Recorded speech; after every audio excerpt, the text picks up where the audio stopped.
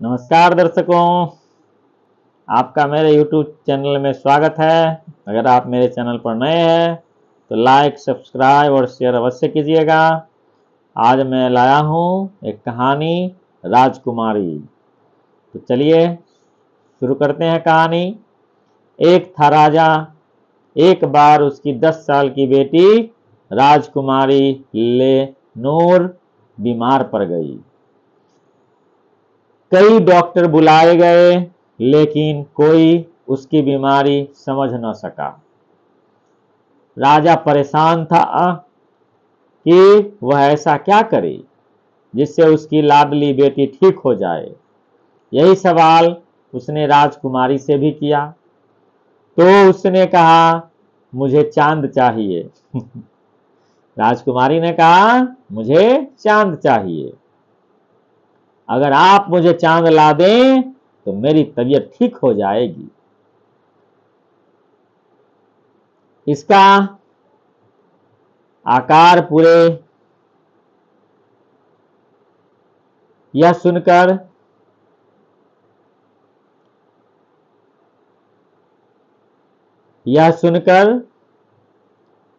राजा दुविधा में पड़ गए। जब राजकुमारी ने कहा कि मुझे चांद चाहिए तो यह सुनकर राजा दुविधा में पड़ गए, आश्चर्य में पड़ गए।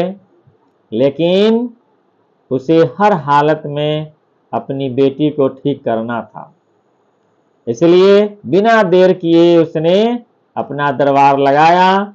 वह दरबारियों के साथ राय मशविरा करना चाहता था, दरबारियों के साथ विचार विमर्श करना चाहता था। उसे उम्मीद थी कि वे कुछ न कुछ हल अवश्य निकाल लेंगे। सबसे पहले राज खजांची को बुलाया गया।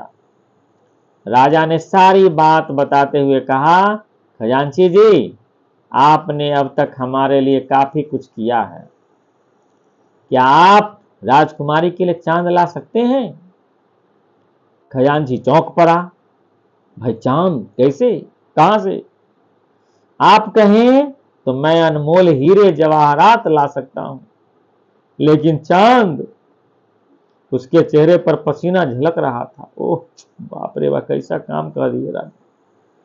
हीरे जवाहरात लेकर मैं क्या करूंगा? मेरी प्यारी बेटी तो ठीक नहीं हो पाएगी। अब बारी आई राजतांत्रिक की। राजा ने पूछा, क्या आप राजकुमारी के लिए चांद ला सकते हैं? सुनते ही तांत्रिक भी सन्न रह गया, वो भी आश्चर्यचकित रह गया। वह बोला, महाराज, मैं दुनिया के किसी भी कोने से कोई भी चीज मंगा सकता हूं, लेकिन चांद मेरे बस की चीज नहीं है। चांद तो कोई भी नहीं ला सकता। राजा ने लगभग चीखते हुए आदेश दिया, राजगणितज्ञ को बुलाया जाए। तभी वहां एक गंजा व्यक्ति पेश हुआ, टकला व्यक्ति पेश हुआ। वह अपने दोनों कानों के ऊपर पेंसिल दबाए हुए था। यही था राजगणितज्ञ। राजा ने उससे भी अपनी इच्छा दोहराई। आप बड़ी बड़ी गणना कर सकते हैं, चांद कैसे लाया जा सकता है, क्या आप यह बता सकते हैं? गणितज्ञ ने गणना कर बता दिया कि चांद जमीन से इतने मील की दूरी पर है। चांद जमीन से इतने मील की दूरी पर है। इसका आकार पूरे राज्य का आधा हो सकता है, इसलिए चांद लाना संभव नहीं है। राजा की आशा टूटती जा रही थी। राजा की उम्मीदों पर पानी फिर रहा था कि कोई भी चांद को लाने के लिए तैयार नहीं था। अब बारी आई दरबारी जोकर की। उसने आते ही राजा को झुककर प्रणाम किया। तब तक राजा की आंखें भर आई थीं, रोने रोने को हो गए थे।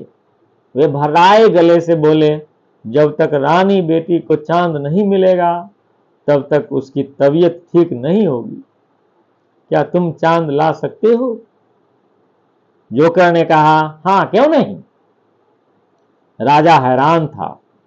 वह चुपचाप जोकर को देख रहा था। जोकर ने फिर कहा, महाराज पहले ये पता करना होगा कि राजकुमारी को कितना बड़ा चांद चाहिए। राजा जोकर को राजकुमारी के कमरे में ले गया। राजकुमारी ने जोकर को देखते ही पूछा, क्या तुम चांद ले आए? जोकर ने कहा, अभी नहीं, लेकिन जल्दी ही ला दूंगा। पहले ये बताओ कि चांद है कितना बड़ा? राजकुमारी ने कहा, मेरे अंगूठे के नाखून के बराबर। मेरे अंगूठे के नाखून के बराबर चांद है। दरअसल जब मैं आंख के सामने अंगूठे का नाखून कर लेती हूं तो चांद नजर नहीं आता है।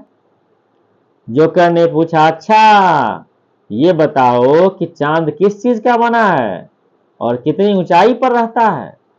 राजकुमारी ने कहा, चांद सोने का बना है और सामने वाले पेड़ के ऊपर रहता है। जोकर ने कहा, ठीक है, आज रात को मैं पेड़ पर चढ़कर चांद उतार लाऊंगा। आज रात में पेड़ पर चढ़कर चांद उतार लाऊंगा।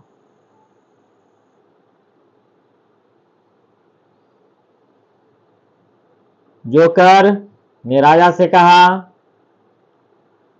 मैं कल तक राजकुमारी के लिए चांद ले आऊंगा, आप फिक्र न करें।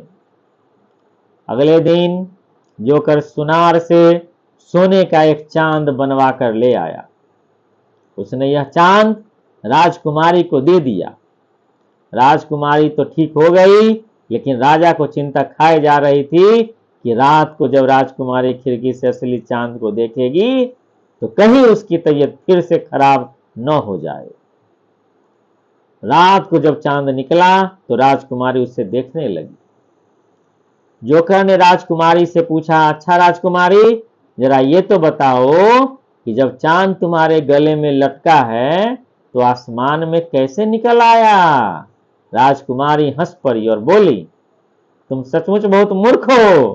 तुम्हें नहीं मालूम, जब एक दांत टूट जाता है तो दूसरा निकल आता है। वाह वाह। उसी तरह यह दूसरा चांद निकल आया है। यह सुनकर राजा ने राहत की सांस ली। जोकर भी काफी खुश नजर आ रहा था और इस प्रकार रानी यानी कि राजकुमारी जो है प्रसन्न रहने लगी। तो यह थी कहानी। मिलते हैं फिर अगली कहानी में, तब तक के लिए नमस्कार।